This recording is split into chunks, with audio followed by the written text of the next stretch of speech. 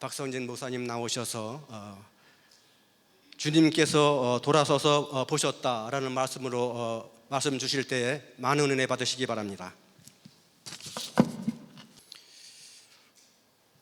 잠깐 기도하겠습니다.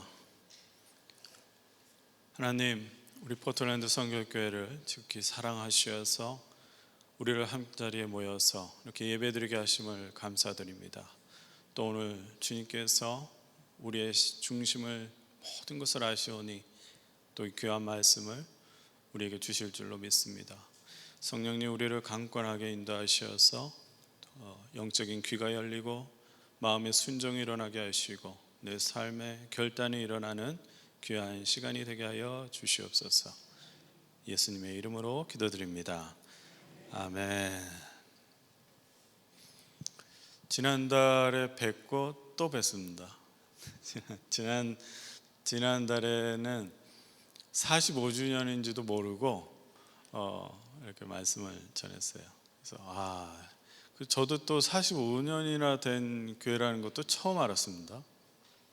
여러분, 이 땅에 45년 동안 하나님께서 이렇게 지켜주시고 인도하신 것을 여러분들 자부심을 가지시기를 바랍니다.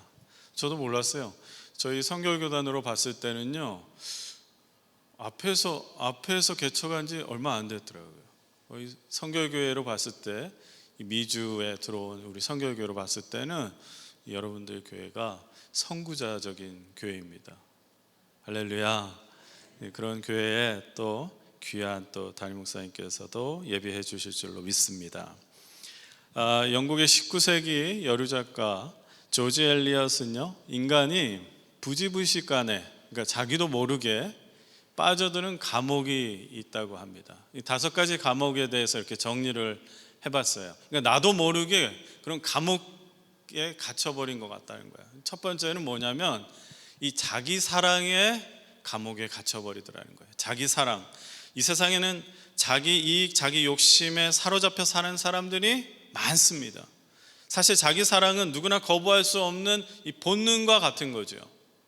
누가 자기를 사랑하지 않겠어요? 누구나 자기 사랑합니다.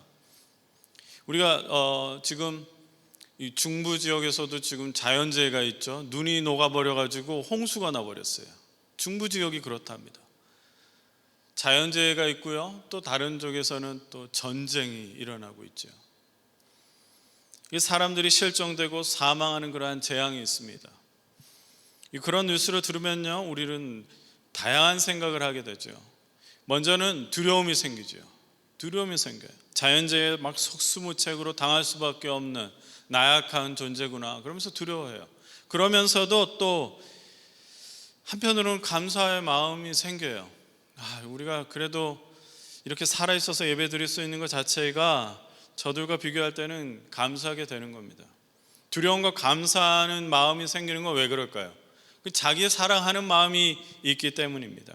그러나 극단적으로 다른 사람이 어떻게 되든 나만 잘 먹고 잘 살고 우리 가족만 잘 살면 된다라고 하면은 그러한 이기적인 생각을 갖기 쉽다라는 거예요. 그것이 강할 수도 있다는 거예요. 거기에 갇힐 수도 있고, 두 번째로는 갇히기 쉬운 감옥은요, 근심 걱정의 감옥입니다.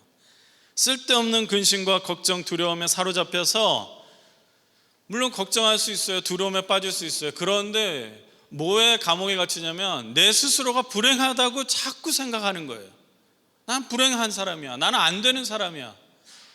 자기 자신을 불행 속으로 점점 빠뜨려 버리는 것입니다. 실제적으로 입시나 취업이나 또 건강이나 사업이나 자녀, 결혼, 이런 많은 근심 걱정의 감옥에 갇혀 살죠. 저도 갇혀 살았던 적이 있었습니다. 예전에 이렇게 사역을 시작할 때요, 초창기에 어릴 적 목사 안수를 받고 내가 집중하지 못하는 것이 하나 있는데 기도하면서 깨닫게 되는 게 뭐냐면, 내가 내 스스로요, 이 성도들한테 인정을 받으려고 노력하고 있는 제 모습을 봤어요. 그게 근심이었어요. 저 사람들은 나를 어떻게 생각할까? 그게 집중을 못하는 거예요. 누구한테? 주님 앞에 집중을 못하더라는 거죠. 또 세 번째로요, 갇히기 쉬운 게 과거를 향수하는 그 향수의 감옥에 갇힐 수 있어요. 과거에 갇혀버리는 거예요. 과거에 사로잡히지 말아야 한다는 말인데, 후회해야 되는 과거들이 다 있지요. 좋은 기회가 있었던 그 과거가 누구나 있었습니다. 내가 그때 그 선택을 했었더라면, 내가 그때 이랬더라면, 항상 근데 그 과거에 갇혀서 사는 거예요. 그때 열심히 했어야 하는데, 그때 이렇게 투자해버렸어야 했는데. 이 지나버린 과거 일 때문에 얼마나 많은 고민을 하는지 몰라요. 과거의 실수, 실패, 또 그 쓰라린 상처로 인해서 발목에 잡혀 있는 거예요. 그런 감옥에 갇혀 있는 사람들을 예를 들까요? 이 대화를 하면은요, 어느새 20년, 30년 얘기를 또 하고 있어요. 자기가 20년, 30년 얘기를 계속해. 또 어떤 분은요, 과거의 성공과 부와 그리고 명예 속에 파묻혀서요, 지금 자기 자신의 현실을 바라보지 못하는 사람들도 있습니다. 오그라 히로시의 30과 40 사이라는 책에 이런 글귀가 있어서 제가 메모를 해봤는데, 과거에 자꾸 먹이를 주지 말아라, 이런 말을 하더라고요. 과거에다가 자꾸 먹이를 주면은 미래에다가 줄 양식, 미래에 줄 에너지가 없어진다는 거예요. 건강한 미래는요, 과거의 실패와 성공을 잘 균형 있게 생각하는 사람이겠지요. 네 번째로는 이 선망의 감옥에 갇힐 수 있어요. 선망이라고 하는 것은 뭐냐? 우리가 선망의 대상 이러잖아요. 부러운 거죠.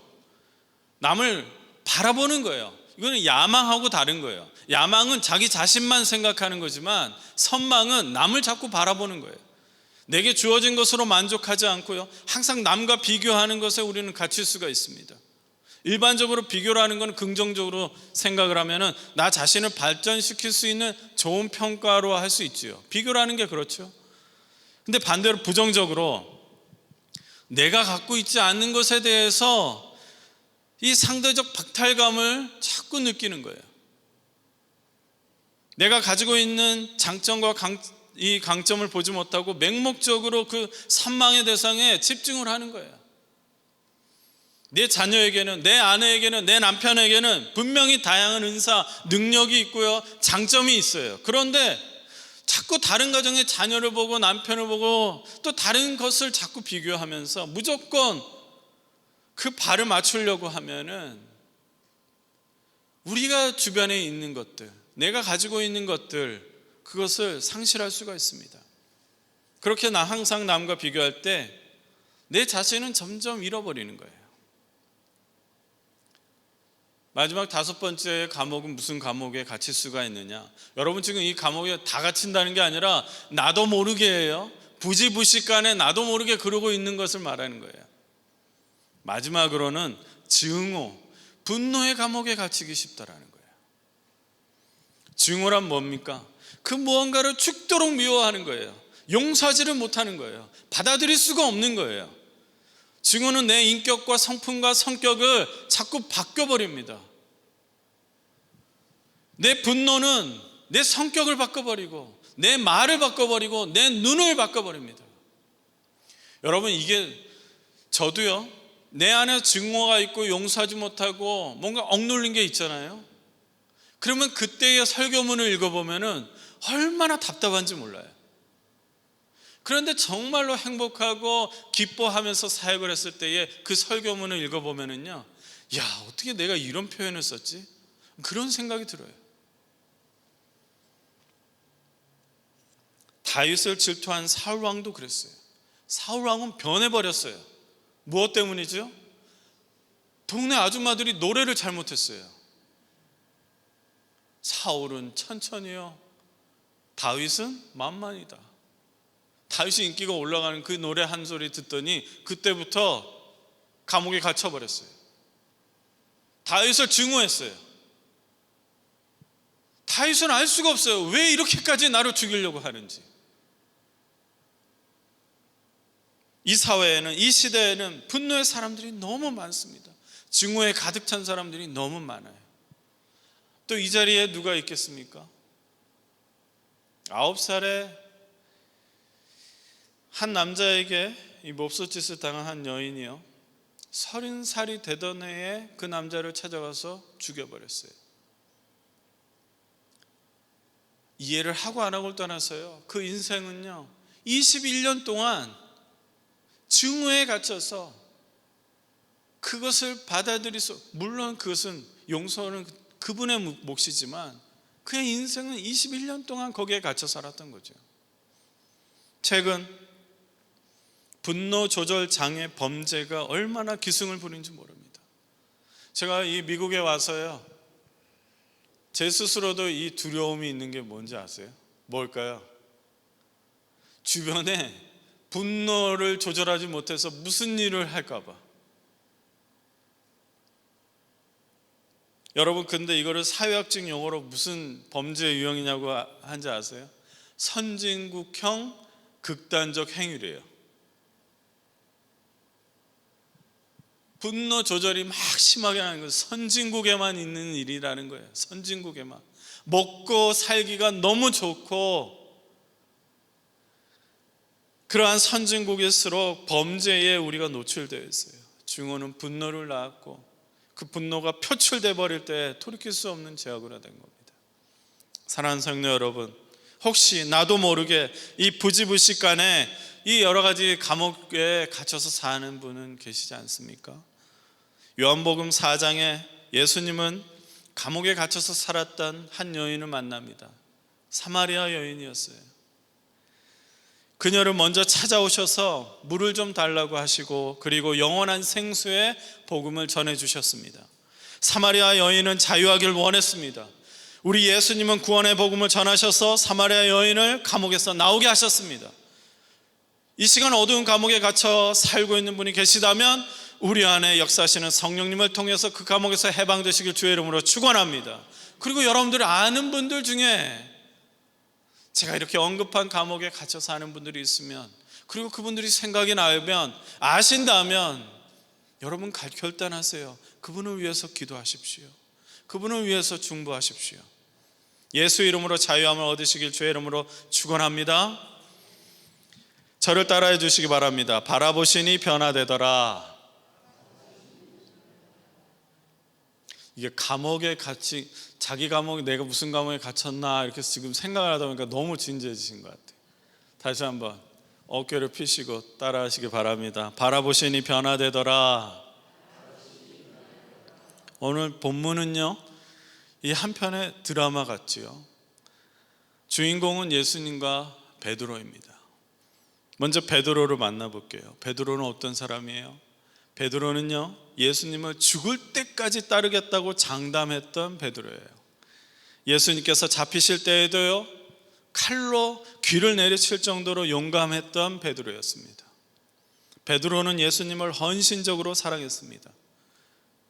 베드로는 오늘 예수님께서 그 끌려오신 대제사장의 집안에까지 따라왔습니다. 그런데 거기까지가 예수님에게 보여줄 수 있는 전부였어요. 이제 이 베드로는 예전과 다릅니다. 54절을 우리가 잠깐 볼까요? 54절을 보면 베드로는 예수님을 멀리서 거리를 두고 따라왔습니다. 스스로 자기가 이렇게 나약할 줄은 몰랐어요. 평생 예수님 곁에 있을 줄 알았는데 이렇게 거리를 두고 따라올 줄을 몰랐습니다. 밤이 깊어서 어두워졌어요.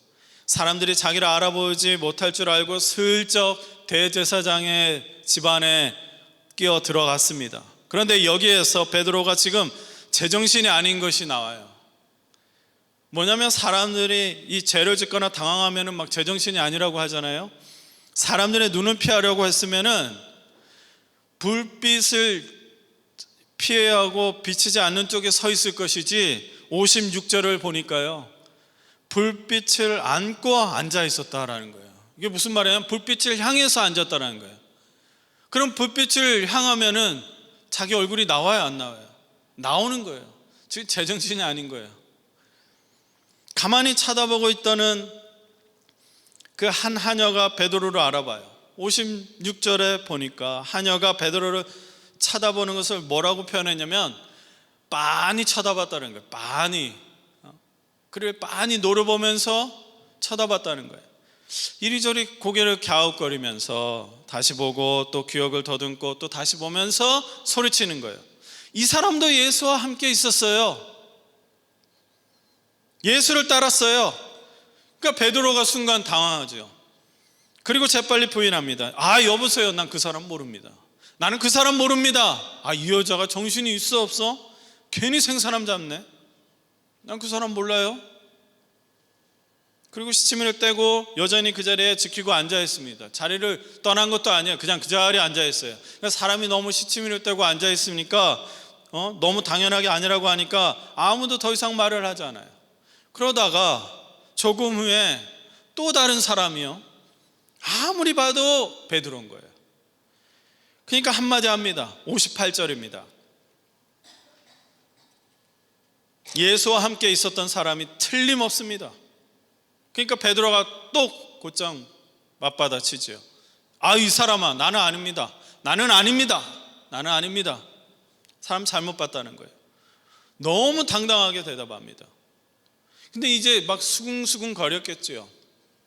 저는 이걸 상상을 한 거예요. 성경에 기록되어 있지 않았겠죠. 막 사람들이 수근수근 했겠죠. 맞냐 아니냐 뭐 이랬겠어요. 그런 의견들을 분분했을 거예요.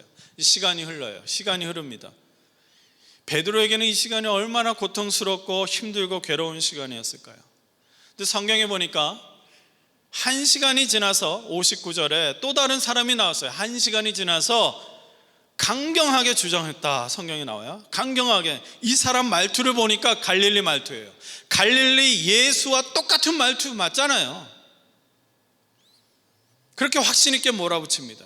여러분, 우리가 누가복음을 읽었는데 요한복음에서는요, 이 마지막 사람이 심지어 예수님과 함께 동산에 있었다는 것을 자기가 봤다고 얘기를 해요.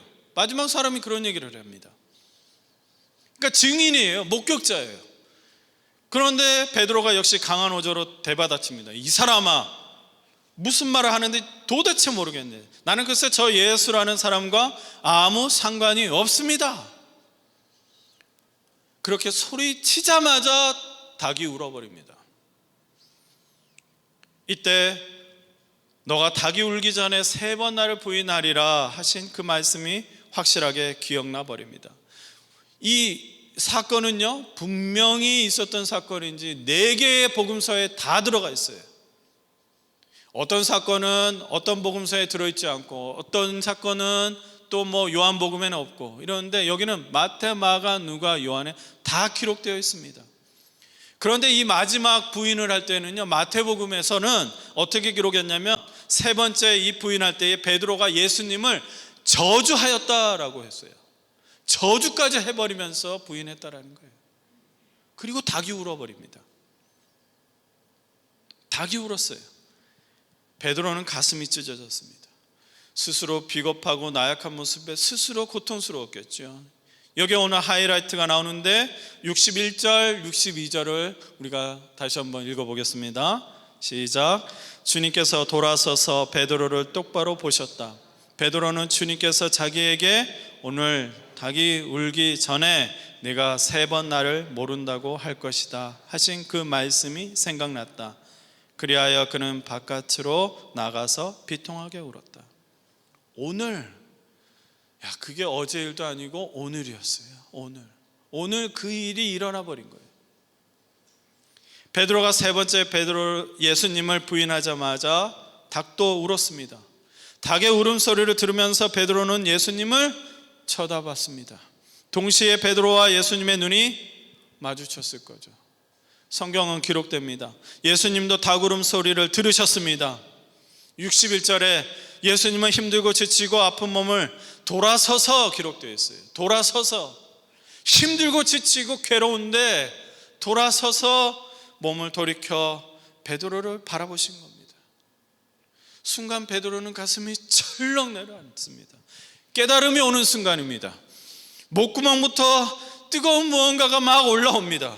주체할 수 없는 무언가가 막 올라와서 그 자리에 도저히 있을 수가 없어서 더 머물러 있지 못하게 하기에 뛰쳐나가서 통곡을 합니다. 예수님은 베드로를 노려보지도 않으셨고 원망 섞인 눈으로 보지도 않으셨습니다. 오늘 너가 닭이 울기 전에 3번 나를 부인하리라 하신 말씀이 머릿속에 떠오르면서 닭의 울음소리를 듣고 베드로는 예수님을 쳐다봤을 것입니다. 사실 눈이 마주쳤냐? 성경에는 그렇게 기록되지 않았어요. 성경에는요, 예수님이 베드로를 바라봤다라고 기록되어 있어요. 근데 저는 눈이 마주쳤을 것 같아요. 눈이 마주쳤을 것 같아요. 그래도 베드로는 예수님 때문에 그 자리에 왔잖아요.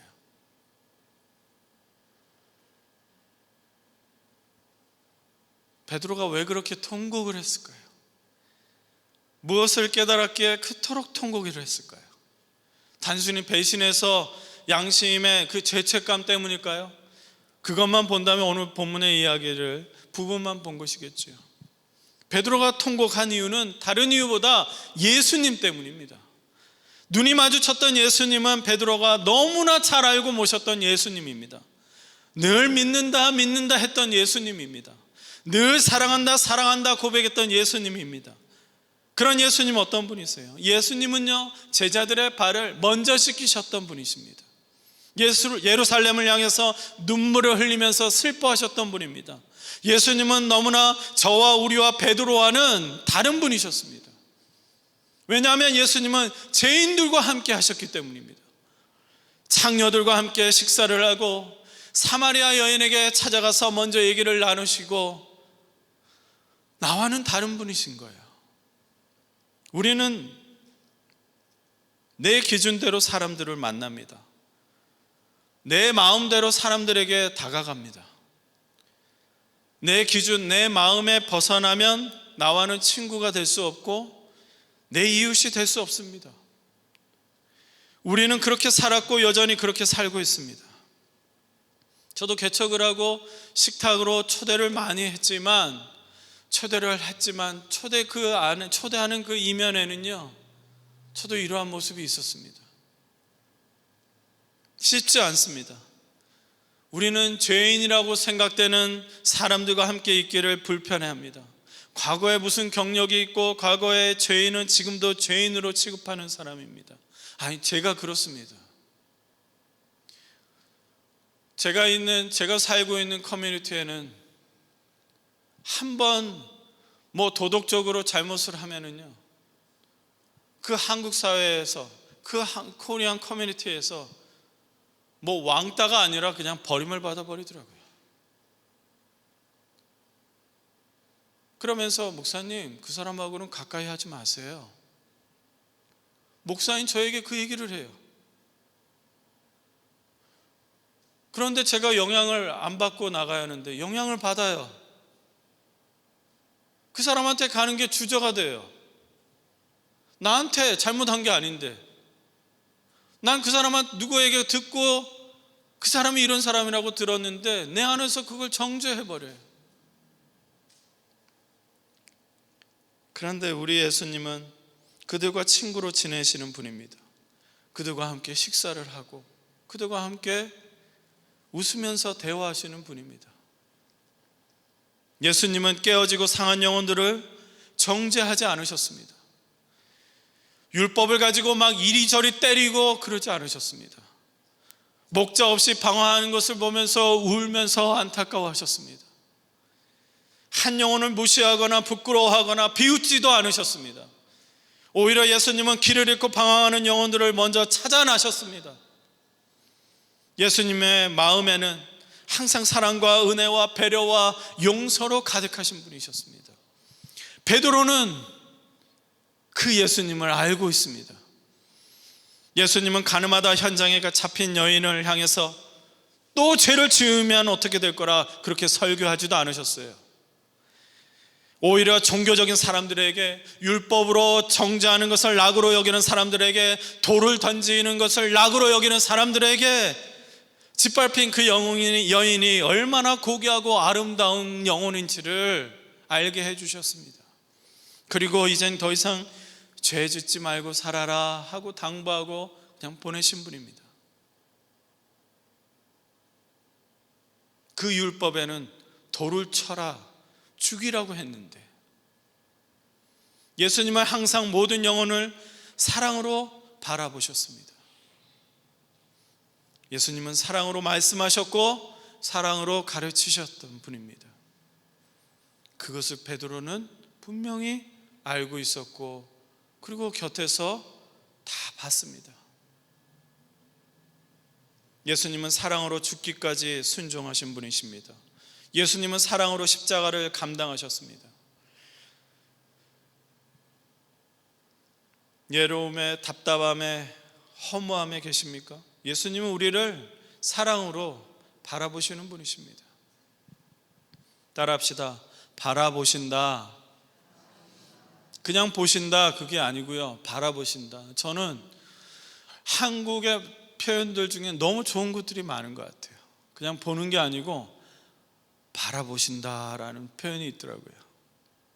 저는 우리 주님이 우리를 바라보신다라는 겁니다. 어떤 대상을 그냥 바로 본다 이런 뜻이 정확한 표현인데요, 저는 이렇게 해석을 해요. 가능성이 있다고 생각하고 기대와 희망으로 본다. 바라본다, 이해하려고 보신다. 그냥 보는 게 아닙니다. 우리 예수님은 우리를 바라보십니다. 연약한 우리의 중심을 보십니다. 불쌍히 여기시고 긍휼히 여기십니다. 그리고 우리를 절대로 포기하지 않으십니다. 할렐루야. 우리에게 가능성이 있다고 하십니다. 빌립보서 2장 13절에 너희 안에 행하시는 이는 하나님이시니, 우리 안에 행하시는 분은 하나님이시니 자기의 기쁘신 뜻을 위하여, 하나님이 원하시는 뜻을 위하여, 하나님께서 기뻐하시는 뜻을 위하여 너희에게 소원을 두고 행하고 계신다는 거예요. 우리 안에 하나님께서 계시는데 하나님께서 우리 안에서 포기하지 않고 하나님의 뜻을 이루기 위해서, 하나님이 원하시는 것을 이루기 위해서 자꾸 우리에게 임하신다는 거예요. 일하신다는 것입니다. 왜 그럴까요? 포기하지 않고 늘 기대하고 소망하고 가능성이 있다고 주님이 우리를 그렇게 보시기 때문입니다. 사랑하는 성도 여러분, 사랑이라는 것은요, 먼저 바라보면서 시작되는 겁니다. 그 대상을 바라보지 않고서는 사랑할 수가 없어요. 하나님은 사랑이시니 하나님은 우리를 바라보십니다. 그리고 그 대상은요, 바라봄을 받는 그 대상은 그 사랑을 받으면 깨닫게 되는 거예요. 깨닫게 됩니다. 그 사랑이 전달이 되면 깨닫게 되는 것입니다. 여러분, 10번 찍어서 안 넘어가는 나무 없다고 그러잖아요. 그 표현을 어디서 많이 씁니까? 남녀가 이 여자는 절대로 안 받아주는데 남자가 자꾸 뭐라고 해요? 그 마음속에 10번 찍어 안 넘은 나무 없다, 이 얘기는 막 해요. 왜 그럴까요? 자꾸 바라봐요. 자꾸 바라보니까 그 사랑이 전달이 되고요, 그 사랑이 진짜구나 깨닫게 되고요, 그 사랑을 받아들이는 거니까 그렇겠죠. 부모는 자식을 바라봅니다. 자식을 바라보면서 기도와 희망을 가집니다. 인내하면서 바라봅니다. 왜 그럴까요? 포기하지 않으니까, 늘 기대하니까. 반대로 자식은 그 부모의 사랑을 받으면서 자랍니다. 그리고 언젠가 자식은 부모의 사랑을 깨닫게 됩니다. 깨닫게 되는 날이 있습니다. 내가 누구인지, 내가 어떤 사람인지, 내가 얼마나 귀한 존재인지, 내가 무엇을 해야 하는지 깨닫게 되는 것입니다. 왜 그럴까요? 부모가 자꾸 바라봐 주니까. 부모와 눈을 마주치며 자란 자식은 날마다 변화되는 것입니다. 내 자식이 왜 이럴까? 혹시 기도점을 갖고 있는 분이 계신다면 그 자식을 끝까지 포기하지 말고 바라보십시오. 끊임없이 바라보기 때문에 자녀가 발전이 있고 성장이 있는 줄로 믿습니다. 예수님은 죽음을 앞두고 베드로를 바라보셨습니다. 항상 신신하게 변함없이 베드로를 사랑으로 바라보셨습니다. 베드로는 그 사랑을 깨닫게 된 것입니다. 단지 배신 때문에 눈이 마주쳐서 철컥 내려앉아서 통곡한 것이 아닙니다. 닭이 울었기 때문에 통곡한 것이 아닙니다. 닭이 울어서 내가 걸렸구나 하는 게 아닙니다. 3번이나 부인할 거라는 걸 그 제자를 알면서도 사랑의 눈으로 바라보는 것이 감사해서 통곡이 일어난 겁니다. 몸을 돌이켜서라도, 힘들어 죽겠는데 몸을 돌이켜서라도 바라보시라는 그 은혜가 한이 없어서 통곡한 것입니다. 자기가 모셨던 예수님의 사랑이 예전과 동일한 것 같아서 너무 감격해서 통곡한 것입니다. 사랑하는 성도 여러분, 예수님이 바라보시는 것은 단순한 것이 아닙니다. 세상은 우리를 비인격적으로 바라봅니다. 세속적인 물질로 우리를 평가합니다. 좋은 직장 가진 사람만이 인정을 받습니다. 집에 놀러 오면은 우리를 보는 게 아니라 주변을 돌아보고 와, 집이 좋다 그러면서 잘 사네요 그래요. 함께 기도하려고 초대했는데 그 사람 첫마디가 나는 외롭고 힘들고 지쳐서 나도 기도 제목이 있어서 아무리 집이 의리하려 해도 나는 그게 소용이 없는데, 그리고 초대했는데 그 사람이 와, 집이 좋네요, 잘 사시네요. 여러분들, 포틀랜드가 이웃을 향해서 다가간다고 했을 때 바라보는 눈을 바꾸십시오.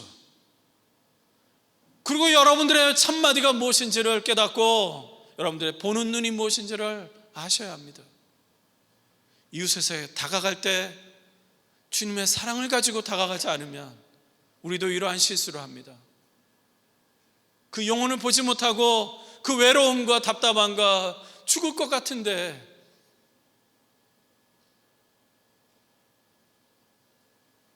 여러분들 안에서 성령의 귀한 감동이 있기를 주의 이름으로 축원합니다. 세상은 그렇게 봐요. 얼마나 재산을 가졌는지, 좋은 직장을 가졌는지 세상은 우리를 비인격적으로 바라봅니다. 그러나 우리 예수님은 우리를 인격적으로 바라보십니다. 아휴, 제가 지금 얼마나 힘들고 지칠까, 그렇게 바라보십니다. 언제 돌아오려나 그렇게 기다리시고 인내하십니다. 무거운 죄의 짐을 자기에게 내려놓으라고 말씀하십니다. 예수님에게 우리는 주인공입니다. 세상은 우리를 엑스트라보다도 못한 존재로 여기지만 우리 주님은 우리를 항상 주인공으로 바라보십니다. 여러분, 주인공입니다. 이렇게 예수님께서 우리를 바라보실 때 우리는 전혀 다른 인생이 돼버리는 것입니다. 그것이 변화되어가는 증거입니다. 오늘 본문은 단순히 드라마처럼 읽어서는 안 됩니다. 베드로가 우리라는 생각을 하고 읽어야 합니다. 예수님은 제사장의 집까지 끌려오면서 수많은 채찍이나 조롱과 멸시와 모욕을 받았겠지요. 너무나 고통스러웠을 것입니다. 이리저리 끌려다니면서 정신이 하나도 없었을 것입니다. 여기가 어딘지도 몰랐을 것 같아요. 밤이 되고 그저 보이는 게 저쪽에 많은 사람들이 무리지어서 불을 피워주고 있는 거예요. 여러분, 닭이 우는 거는 왜 울까요? 배고파서? 이 새들이 특히 새벽에 우는 이유는요, 빛을 감지하는 이 체계가 가지고 있습니다. 그래서 닭이 동이 트면 우는 이유가 빛을 감지해서 그래요. 닭이 울었다는 것은 동이 텄겠죠. 빛이 오기 시작한 거죠. 동이 트고 닭이 울 때 거기에 사랑하는 베드로가 보였어요. 아까는 사람들이 많이 있는 것 같았는데 동이 트니까 주변이 보이기 시작하니까 또 닭이 우니까 베드로가 보인 거예요. 아휴, 베드로가 여기까지 따라왔네. 베드로가 여기까지 따라왔네? 얼마나 고맙고 기쁘셨을까요?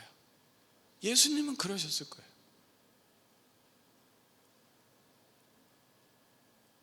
절묘한 타이밍으로 닭 울음소리가 울렸습니다. 예수님은 어떠셨을까요? 또 봤는데 베드로하고 눈이 마주쳤다면 어떠셨을까요? 마음에 걸리셨을 겁니다. 깜짝 놀라는 베드로가 마음에 걸리셨을 겁니다. 밖으로 뛰쳐나가는 베드로를 보면서 마음에 걸리셨을 겁니다.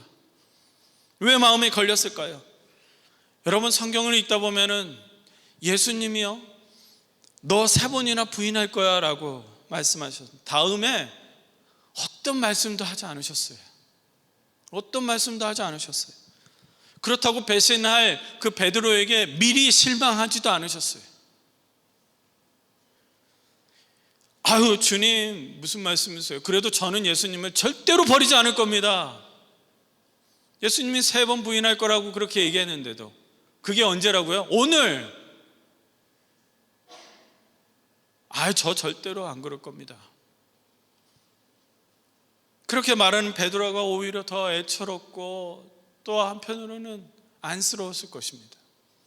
이렇게 사랑하는 베드로가, 여기까지 따라와준 베드로가 예견대로 3번이나 부인하고 또 마침 닭이 울어버렸으니, 또 눈이 마주쳐 버렸으니 얼마나 괴로워할까. 예수님은 마음에 걸리셨을 겁니다. 고통스러운 본인의 육체보다 베드로의 그 영혼을 더 마음에 두신 것입니다. 우리 주님은 본인보다 우리의 영혼을 더 염두하시고 더 생각하시고 더 사랑하셨기 때문에 십자가를 감당하신 겁니다. 사랑하는 성도 여러분, 베드로는 우리와 동일한 사람입니다. 베드로이기 때문에 3번이나 부인한 것이 아닙니다. 일신의 안전을 위해서, 일신의 평안을 위해서 배신한 사람이 어디 베드로뿐입니까? 나의 이익과 명예를 위해서, 나의 편안함을 위해서 예수님을 잊고 사는 사람이 어디 베드로뿐입니까?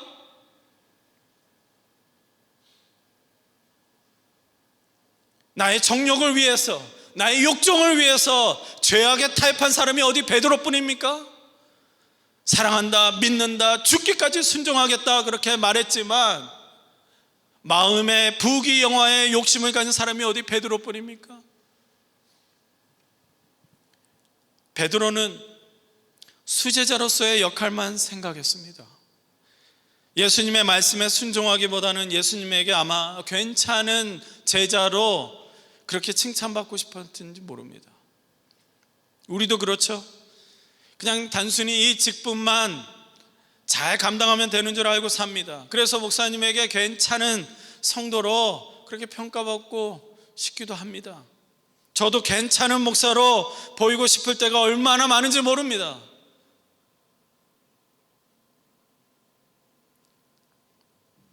베드로는 3번이나 부인한 그 자리에서 비로소 예수님만큼 자기를 사랑해주는 사람이 없다는 것을 깨달았습니다. 내가 누구인지, 내가 어떤 존재인지, 내가 무엇을 해야 하는지 새롭게 깨닫게 되는 것입니다.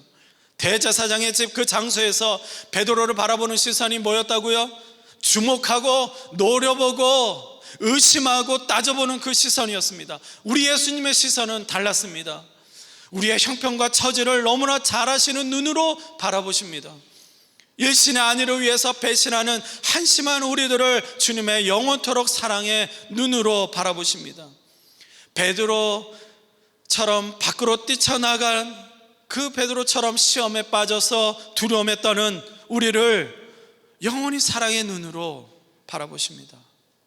사랑하는 성도 여러분, 우리 주님은 이 시간 우리를 바라보십니다.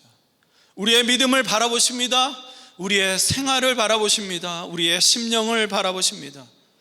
우리 주님의 눈과 우리의 눈이 마주칠 때에 우리는 깨닫게 될 것입니다. 얼마나 나를 사랑하시는지, 얼마나 나를 귀하게 여기시는지, 얼마나 나를 향한 계획이 얼마나 놀랍고 아름다운지.